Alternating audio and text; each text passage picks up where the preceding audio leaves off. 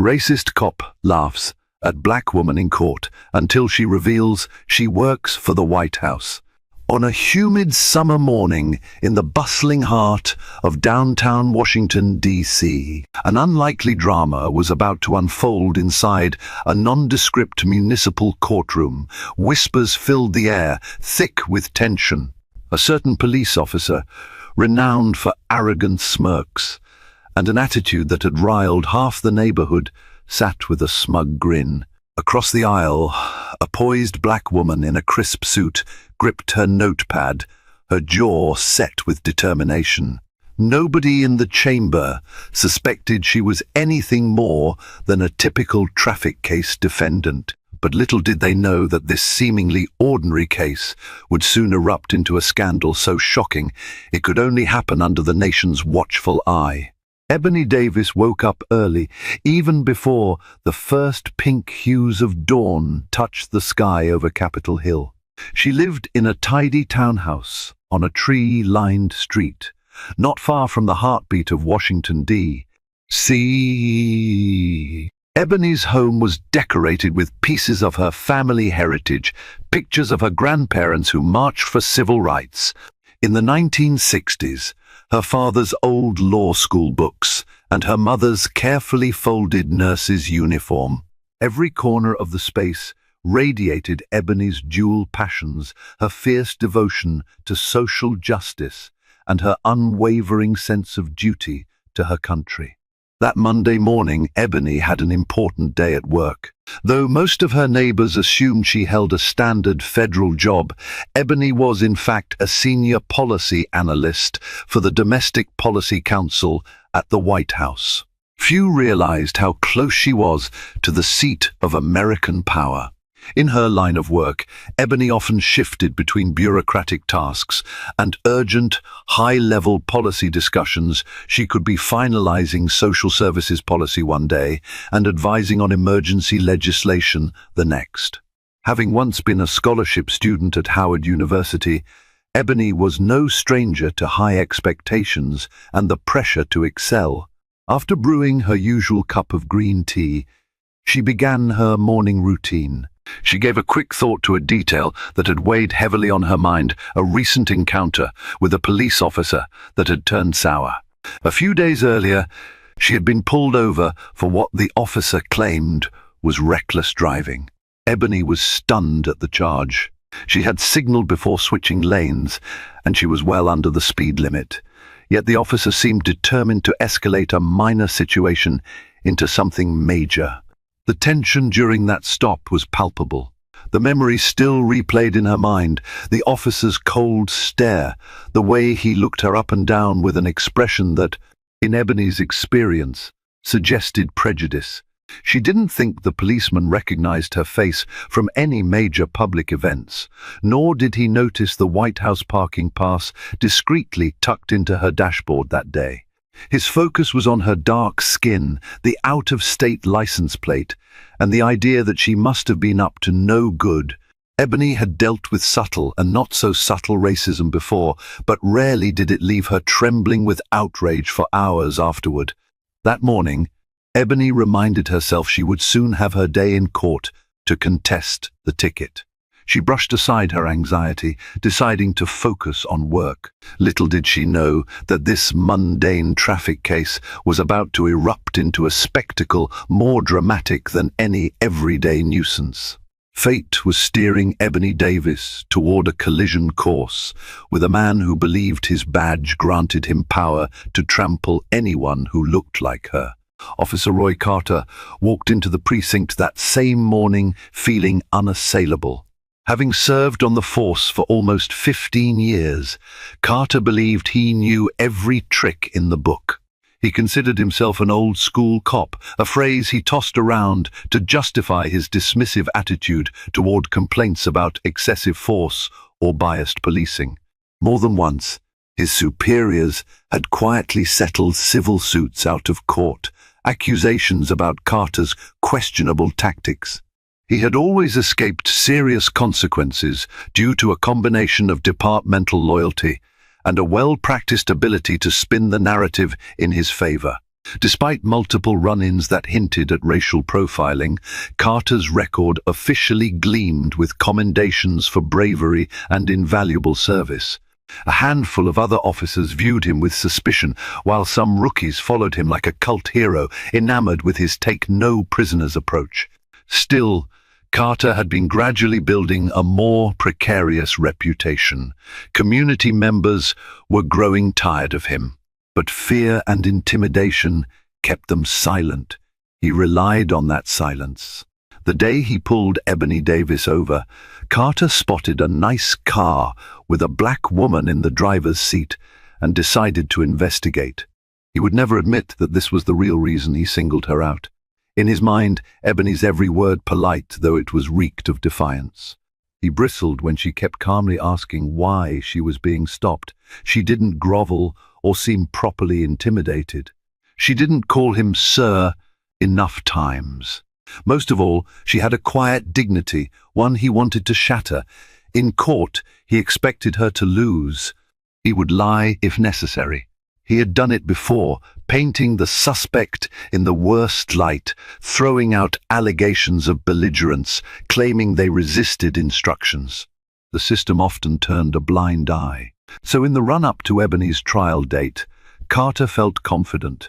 He had already shared jokes about uppity people from out of town with a fellow officer. That's why, on the morning of the hearing, Carter's swagger was in full display. Little did he know that Ebony Davis was not just any defendant. Ebony's morning at the White House was a whirlwind. Her day began with a briefing on a new family assistance initiative that the administration was trying to push through Congress.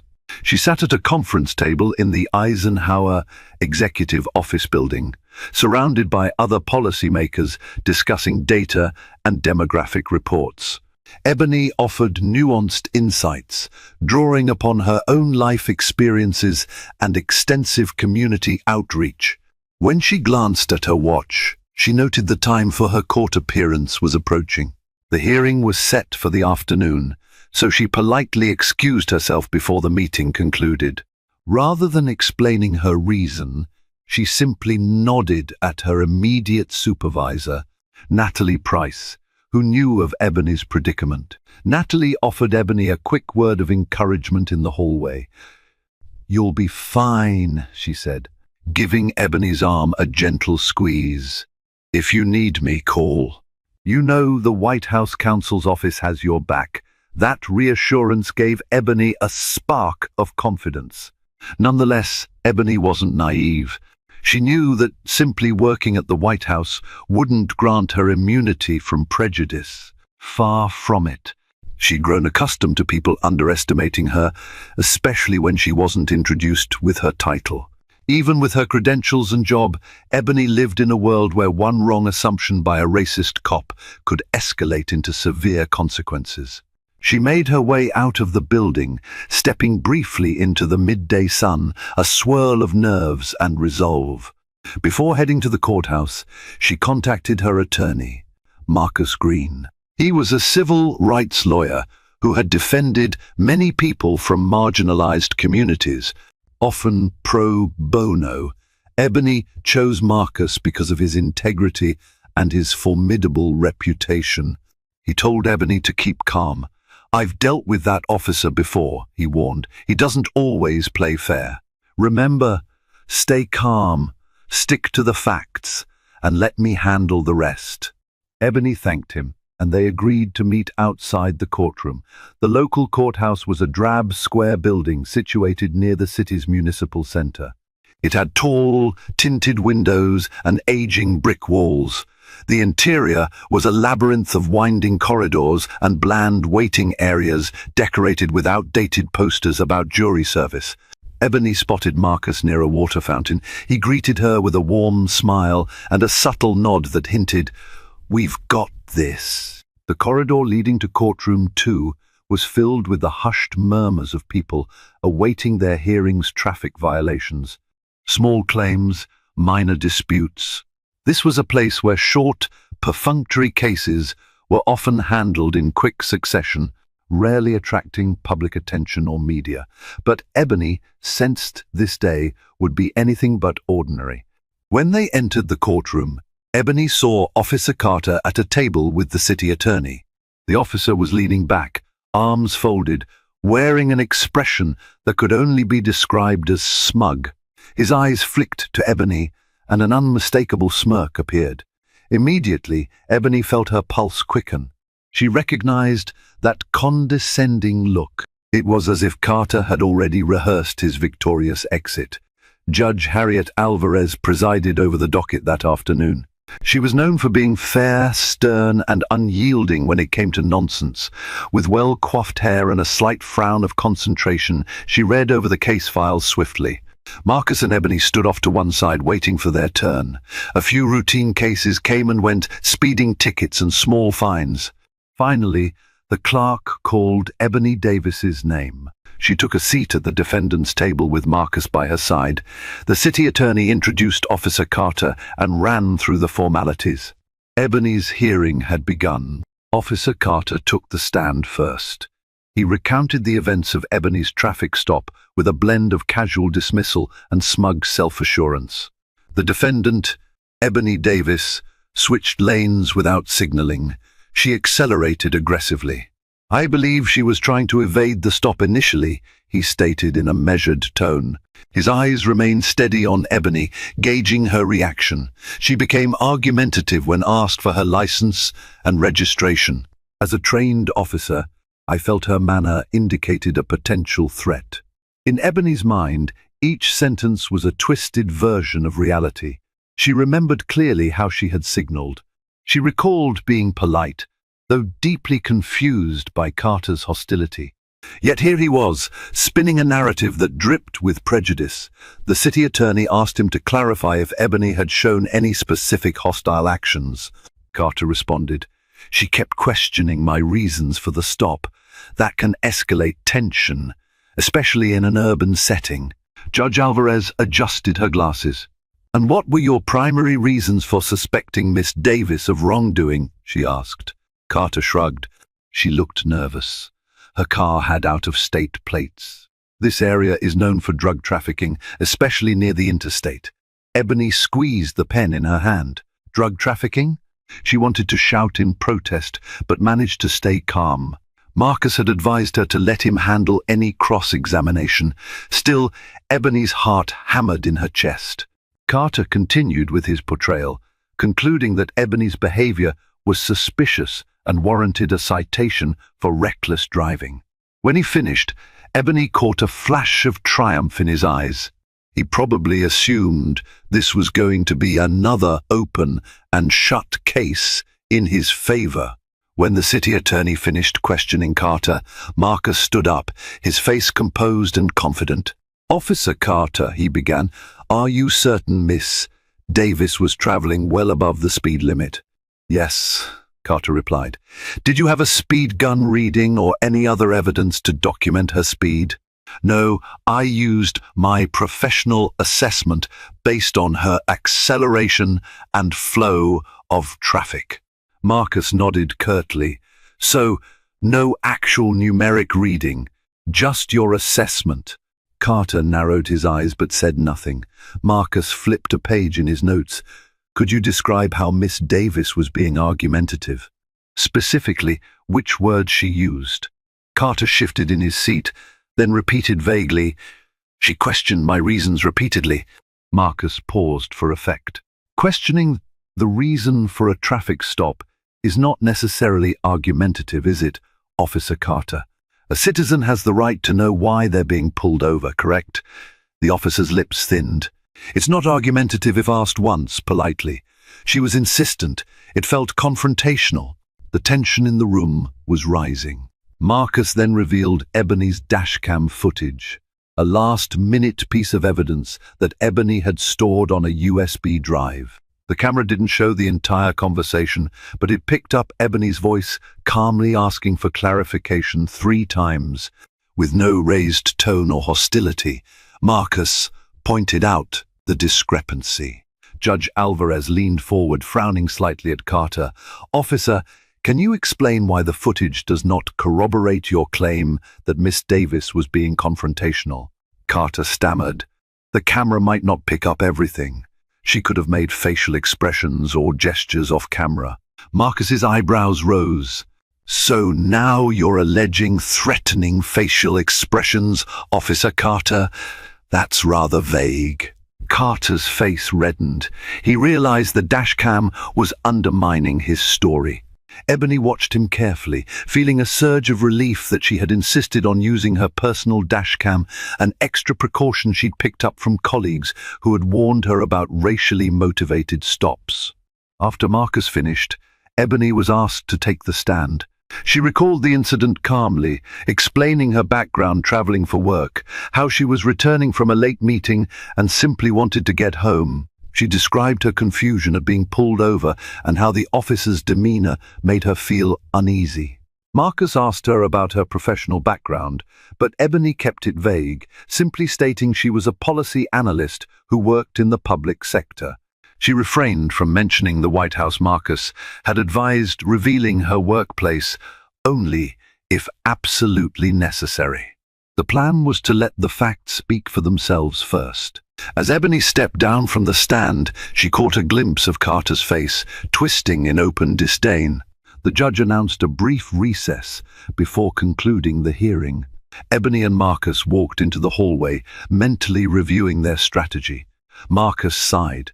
So far, the dashcam is our strongest piece of evidence, but Carter's got experience slanting the narrative. If the judge or the city attorney decide to rely on his stated professional judgment, we might have an uphill battle. Ebony nodded. She felt the weight of it all pressing down on her. That's when Ebony's phone vibrated. She saw a text from Natalie Price, her supervisor at the White House. "Call me ASAP." Ebony glanced at the courtroom door. She had a few minutes. She stepped outside and quickly returned the call. Natalie's voice was urgent. "Where are you?" "We just got wind from the Department of Justice's Civil Rights Division that Officer Roy Carter is under investigation for discriminatory practices. They're looking for people he's targeted." One name that popped up was Ebony Davis. "That's you, right?" Ebony's eyes widened. "Yes, but how did this come up so quickly? Someone from the DOJ flagged it because you're a White House employee. They wanted to confirm your identity. Then it hit me that you mentioned a traffic case." "That's the same officer." Ebony exhaled shakily.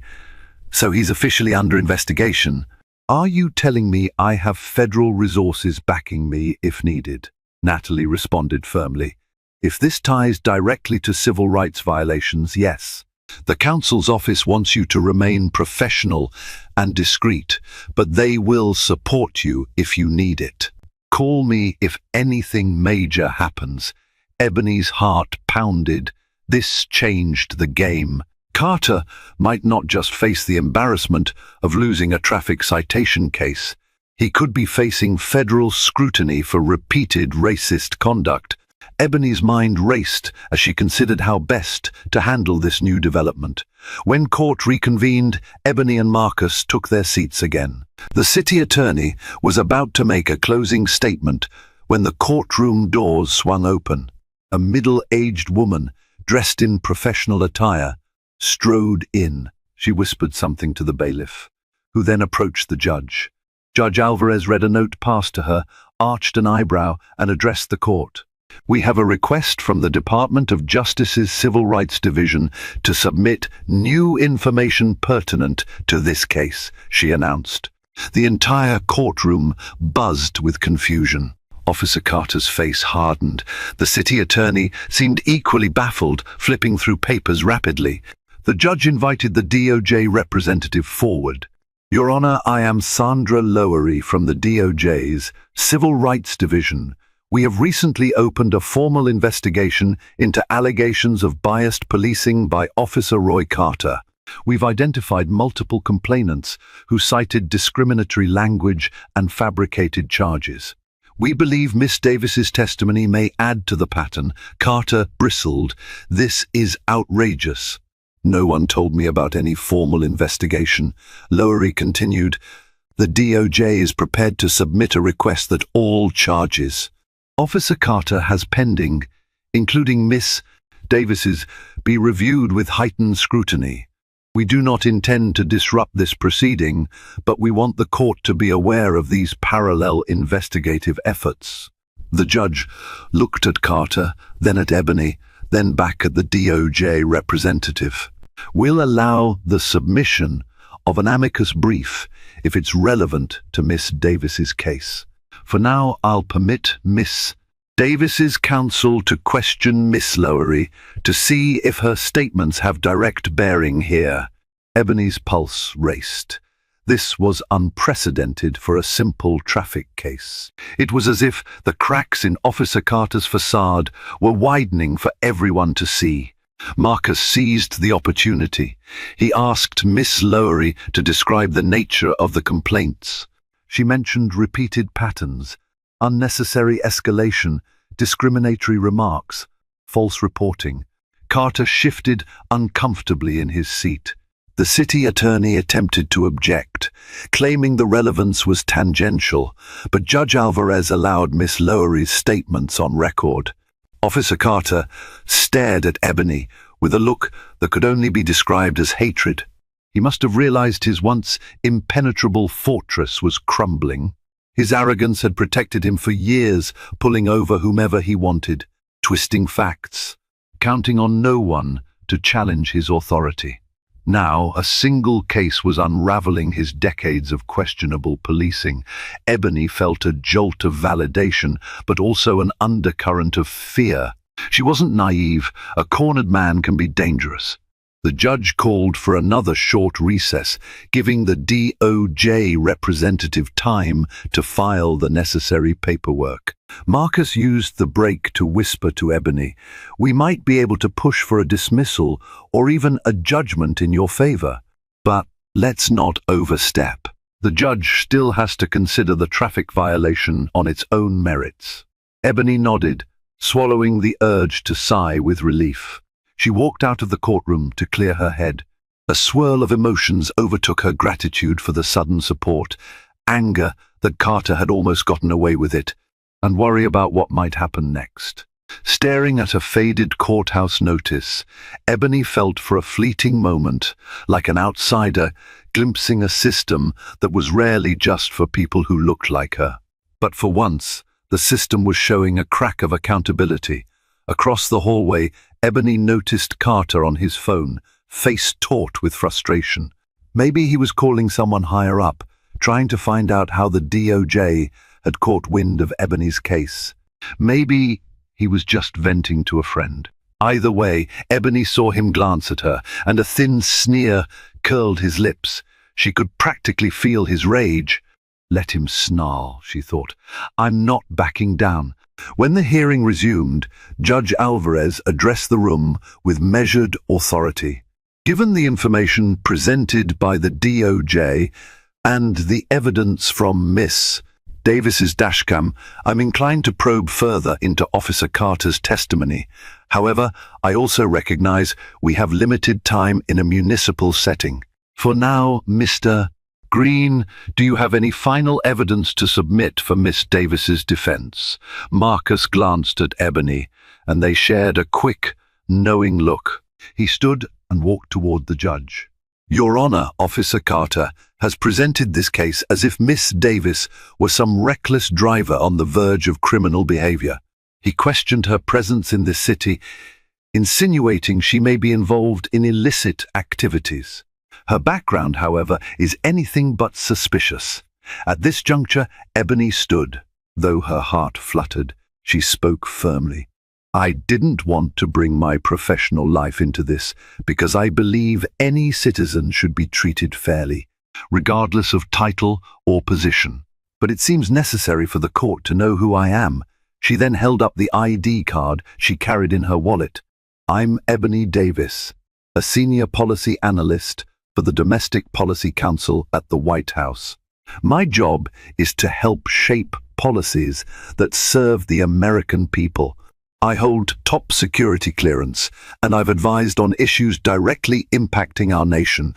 The reason my license plate is out of state is because of how often my work requires me to travel.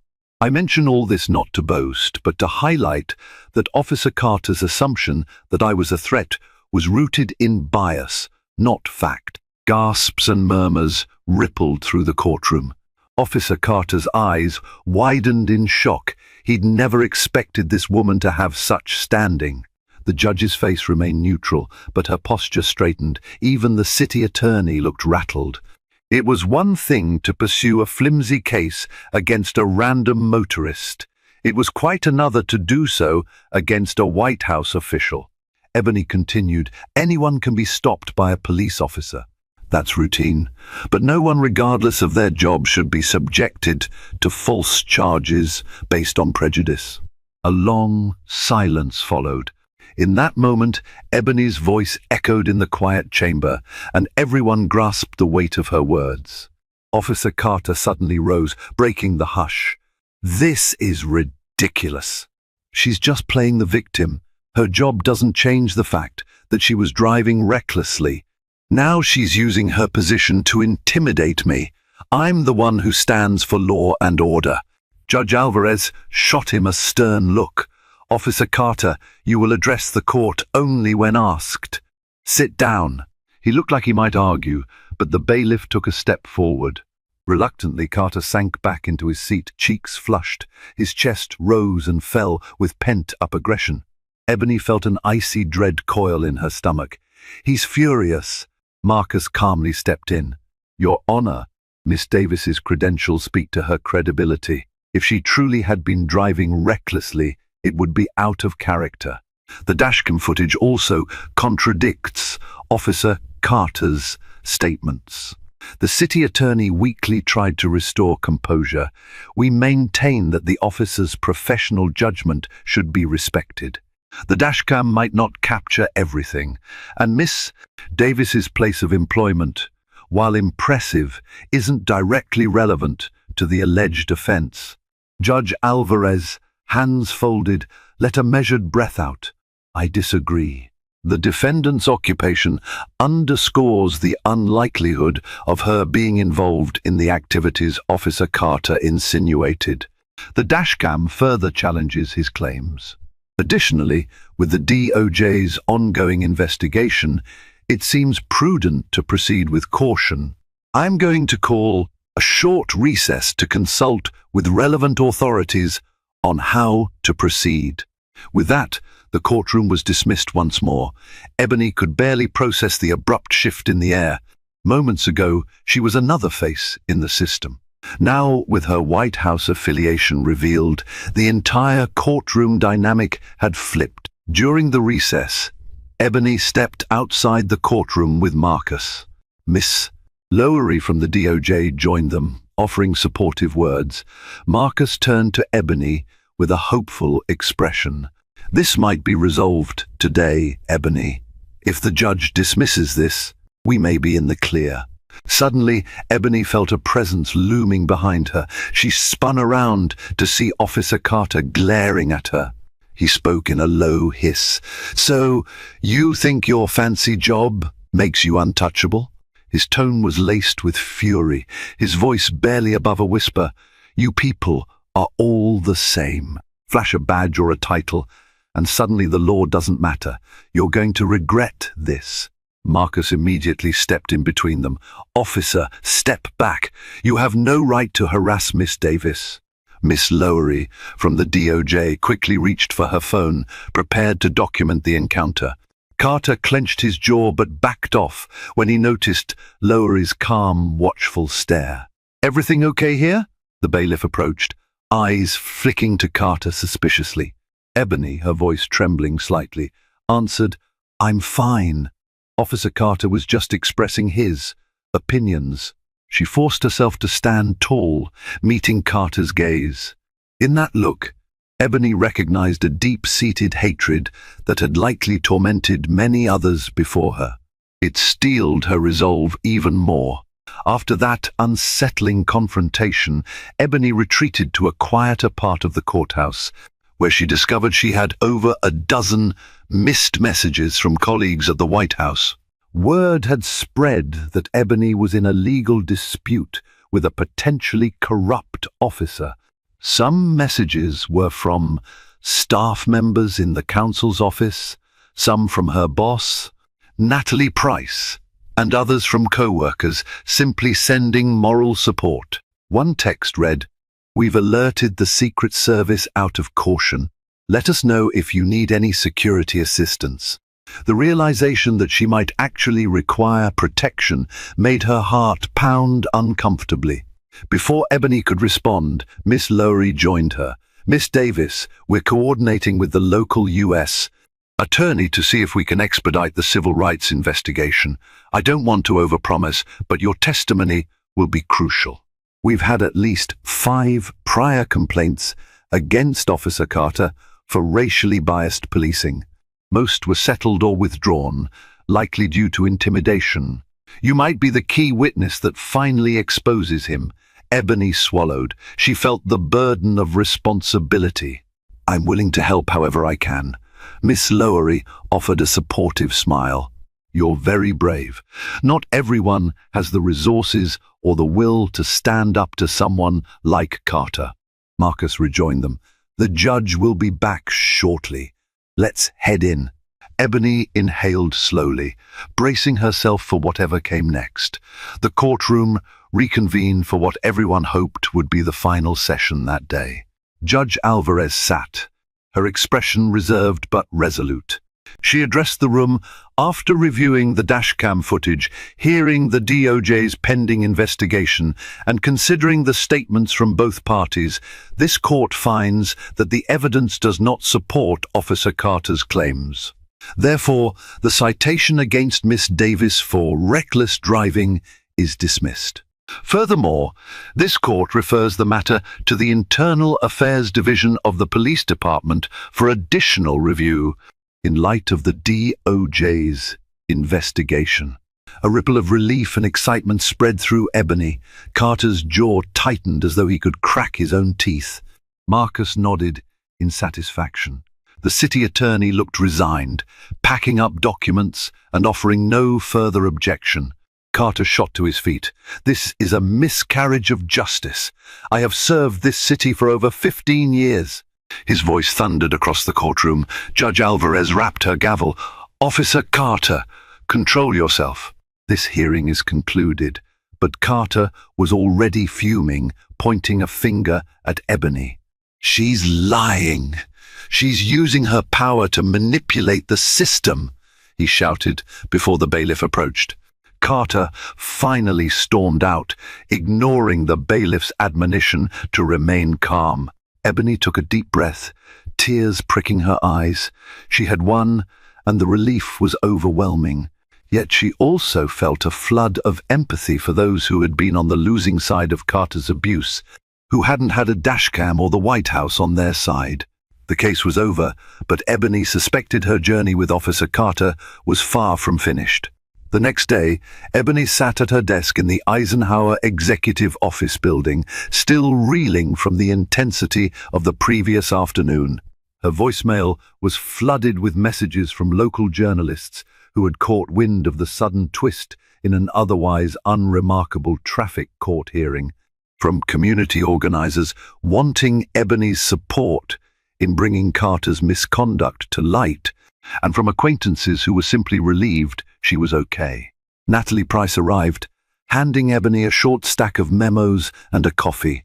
"Word travels fast. People in the building are talking about you. And I just got off a call with the council's office. They say the DOJ will be reaching out." Ebony ran a hand through her neatly braided hair. "I can't believe how quickly all this escalated. I want to help, but I still have my responsibilities here." Natalie placed a reassuring hand on Ebony's shoulder. "We'll figure it out. For now, focus on your policy work. We'll coordinate with the DOJ whenever they need you. Also, there's talk that certain civil rights groups are holding a press conference. They want you to attend." Ebony gave a wry smile. "I haven't even caught my breath." She remembered the feeling of dread and empowerment that had battled within her in that courtroom. Now, the entire city seemed to be looking at her. Another swirl of texts beeped on her phone. She glanced down at one from Marcus. "Need to talk. Carter might be retaliating. Call me." Ebony's blood ran cold. Ebony took Marcus's call in a quiet alcove. "What do you mean, retaliating?" she asked, her voice shaking slightly. Marcus sighed. I heard from a reliable source in the precinct that Carter is livid. He's been ranting about you, telling fellow officers that you disrespected him. Some are just rolling their eyes, but I'd be cautious. He knows where you live, Ebony. He pulled up your info during the traffic stop. Ebony's heart pounded. She recalled the moment in court when he hissed, "You people are all the same." She had no illusions about how far an angry, biased cop might go. "Should I get security involved?" she asked. "That's your call," Marcus replied. "Given your position, you might want to alert the Secret Service or the local police. The last thing we want is for Carter to try something stupid." Ebony found her hands trembling. She inhaled deeply, willing herself to stay composed. "Okay, I'll let the White House security detail know." "Thank you, Marcus." After hanging up, Ebony leaned her head against the wall, trying to quell a wave of anxiety. She'd faced racism in subtle forms before, but never in a scenario that felt like a direct threat to her safety. Amid the tension, Ebony found solace in her co-workers' encouragement. One colleague, Laura Chen, invited Ebony to a quick lunch in the White House mess, an exclusive dining room in the West Wing. Over turkey sandwiches, Ebony spilled her worries about Carter's rage and her desire to stand up for the many he had wronged. Laura listened intently. It's not every day that a traffic stop leads to a DOJ investigation, but if anyone can handle this, it's you. Look at how you handled him in court. Your calm dismantled his lies. Ebony managed a small smile. I still feel a knot in my stomach. There's this old saying, when you're accustomed to privilege, equality feels like oppression. I suspect Carter feels oppressed by the idea that a black woman fought back. Laura nodded. Exactly. But remember, you're not alone. We're behind you. They tapped their coffee cups together in a gesture of solidarity.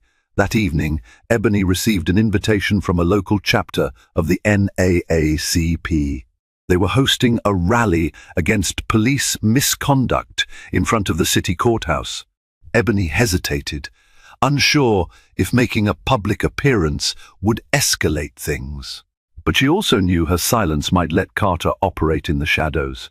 After talking to Natalie and clearing it with the White House ethics team, Ebony decided to attend off-duty as a private citizen.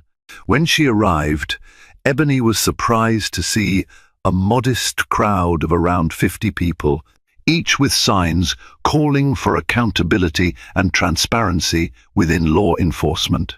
A small podium had been set up, with community leaders and activists taking turns speaking.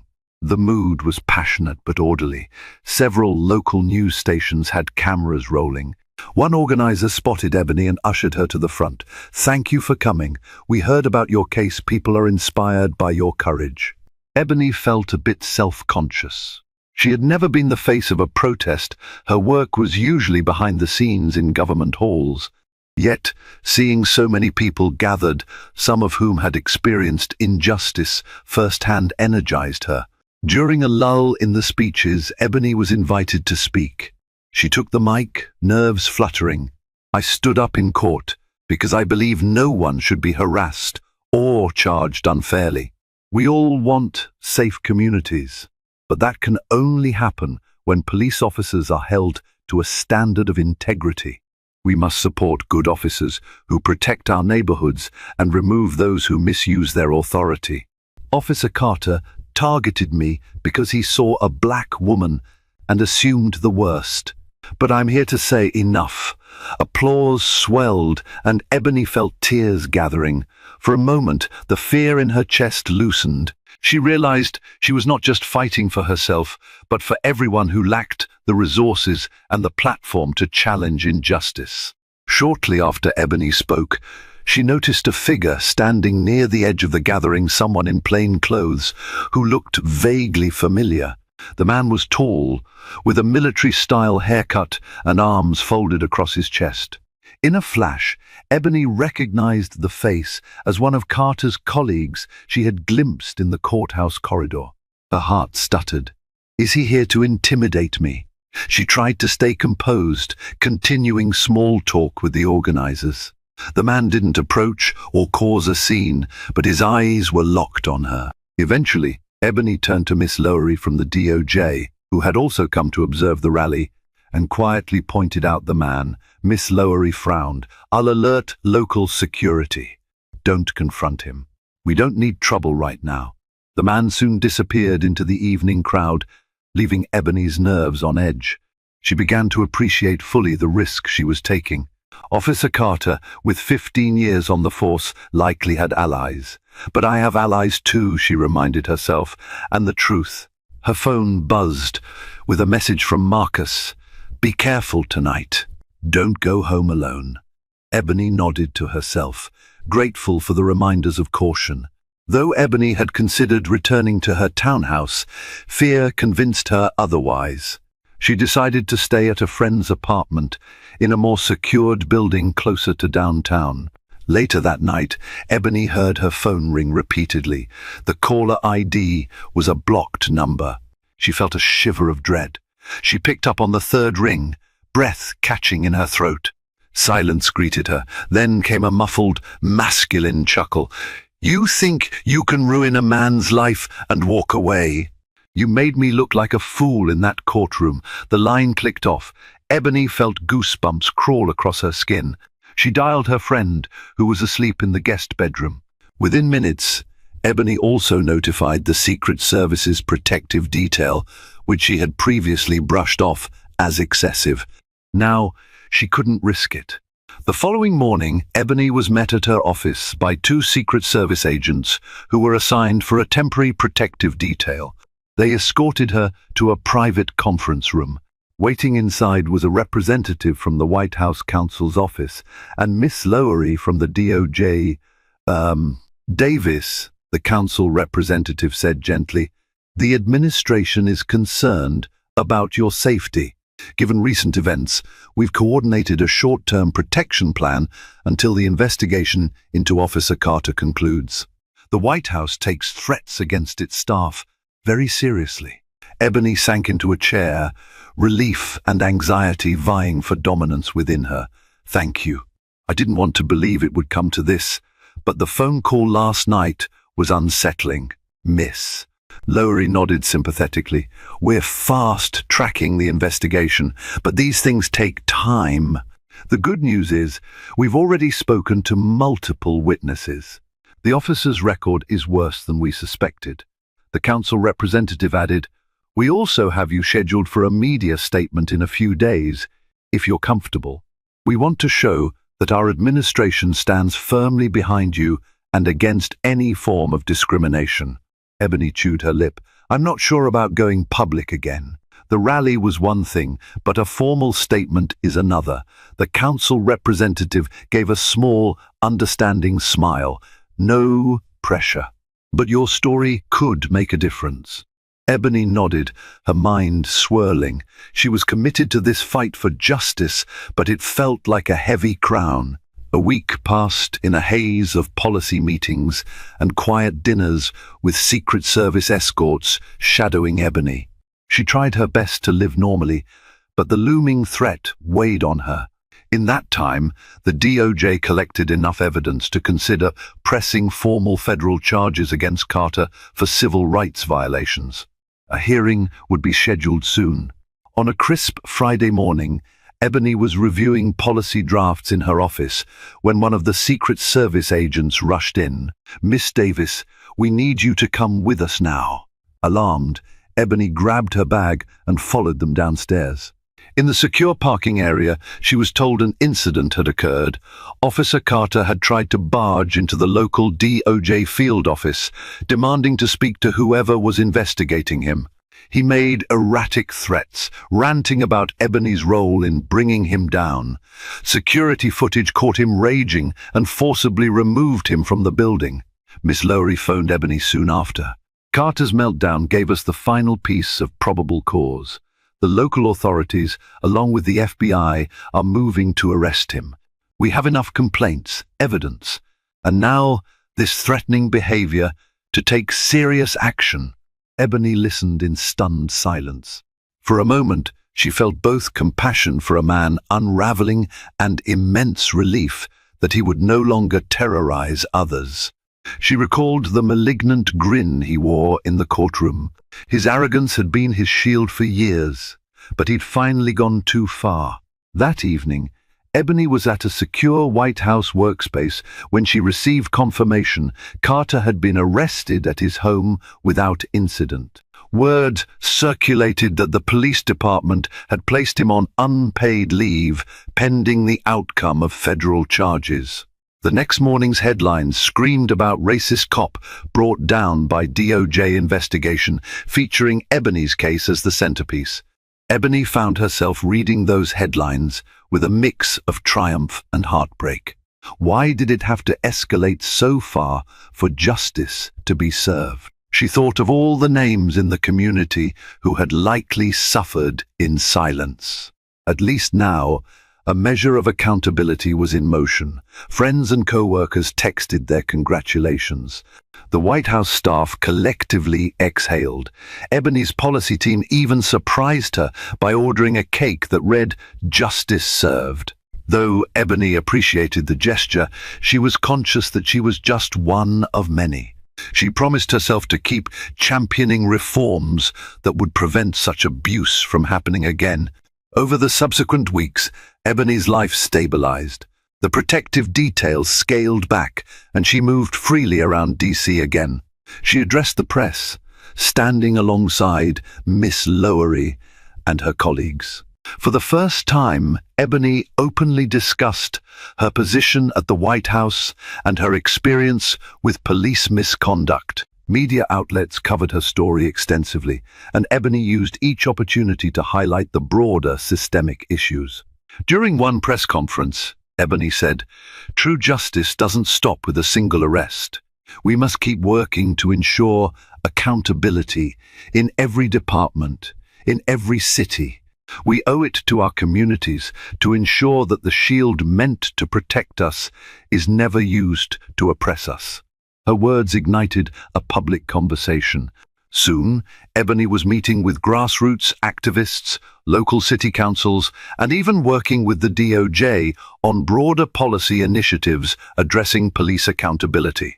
A wave of new awareness was surging through DC, and much of the nation fueled by Ebony's case and the collapse of Officer Carter's once impregnable fortress of intimidation. On a brisk autumn morning, Ebony took a personal day to visit her family's home in Baltimore. Her parents greeted her with warm hugs, proud of her fortitude. They chatted at the kitchen table over cups of tea, discussing the media storm swirling around Ebony's case. Her mother, a retired nurse, spoke with tears in her eyes. So many families never see the day their child's abuser is held accountable. "I'm proud that you stood up for yourself and for those who can't." Her father, a former civil rights attorney, added, "You shined a light on corruption. Remember, Ebony, the real victory is in changing the system, bit by bit." Ebony absorbed their pride and support, allowing herself to feel the weight of gratitude. She knew the road to meaningful change was long, but she felt more equipped than ever to walk it. Months later, Officer Carter's federal trial concluded. The evidence was damning dashcam videos from multiple complainants, testimonies of intimidation, and Carter's own unhinged outbursts. He was found guilty of violating civil rights under color of law. The judge sentenced him to several years in federal prison. A small crowd outside the courthouse cheered when the verdict was announced. Ebony was there, standing quietly in the back, witnessing the final chapter of a painful saga. As Carter was led away, Ebony felt neither joy nor pity. She only felt a resolve to use her experience as a catalyst for positive transformation. Back in her townhouse in DC, Ebony sipped a cup of tea, reflecting on everything that had happened. She thought of how the story began with a routine traffic stop that could have ended tragically. Instead, it unspooled into a major civil rights case that exposed systemic issues and demanded accountability. In her living room were reminders of the past year, news clippings, letters from supporters, a congratulatory note from the White House counsel's office. She no longer shook with anger or fear when she remembered Officer Carter's laugh in that courtroom. Instead, she felt strength. Her voice had carried weight, not just because she was a White House employee, but because it rang true. She decided to document her experiences, hoping it would serve as an educational resource for future generations. If even one person gains courage from reading about my fight, then it will be worth it, she mused. Ebony found new purpose in her White House role. Recognizing the need for reform, she pitched a comprehensive policy proposal aimed at incentivizing local governments to adopt unbiased policing methods, robust body cam usage, and improved citizen complaint review systems. The plan garnered bipartisan interest. Ebony collaborated with lawmakers who saw that accountability in policing wasn't a partisan issue, it was a human one. Before long, Ebony became a key figure in shaping national discussions about criminal justice reform. She traveled to different states to speak with community leaders, law enforcement officials, and advocacy groups. Each conversation fueled her passion. The sting of racism still lingered in her memory, but so did the collective power of a community united against injustice. 1 year after her courtroom triumph, Ebony received an invitation to speak at the very same municipal courthouse where it all began. A local judge arranged a seminar on ethical policing and wanted Ebony's perspective. Walking through the corridors, she felt a wave of déjà vu. She was ushered into courtroom 2, the same place where Carter once sneered, certain he'd crush her with a traffic charge. This time, Ebony stood at a podium, addressing a group of cadets, community volunteers, and court employees. She laid out the facts. Trust between law enforcement and the community is built on mutual respect. The story of Officer Carter is a cautionary tale. He broke that trust daily, and his downfall was inevitable. Eyes in the room reflected a range of emotions: shock, empathy, determination. Ebony ended with a challenge. I urge you all to remember, authority is a responsibility, not a weapon. Use it wisely, and you'll find communities that stand with you. Abuse it, and you will face the consequences. Applause filled the chamber. Stepping down from the podium, Ebony felt a profound sense of closure. She realized that sometimes karma delivers a swift blow to those who misuse their power, and in the end, justice can indeed prevail. Months blurred into progress. Ebony's proposals for fair policing began winding through legislative committees. The public, galvanized by news stories and testimonials, pushed local governments to adopt more transparent practices. Across the city, officers underwent new training modules focusing on de-escalation and racial sensitivity. Amid these shifts, Ebony took a moment to celebrate her personal journey.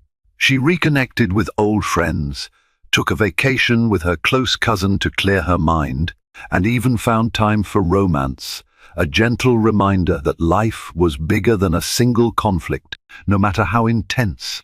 Yet Ebony never lost sight of what propelled her forward, the determination that no one black, brown, or otherwise should be humiliated or endangered by those sworn to protect them.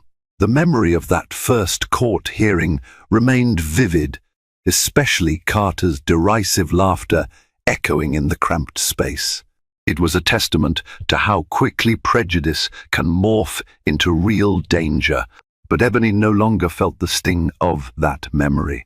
Instead, it was a reminder of what she had overcome and how far she would continue to go. And so, a simple traffic stop became the spark that ignited a major turning point in the realm of justice and accountability.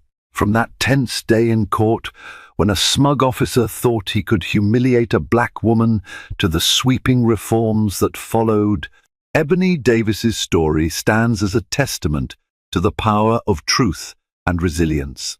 Her unwavering resolve led to the downfall of corruption and the birth of hope for countless others.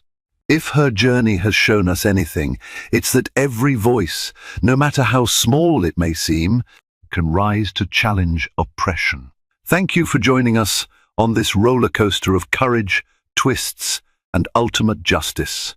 If you found value in this story, please take a moment to like this video, share it with others who need inspiration, and subscribe to our channel for more stories that champion truth and uplift the human spirit. Together, we can shine a light on injustice and drive meaningful change.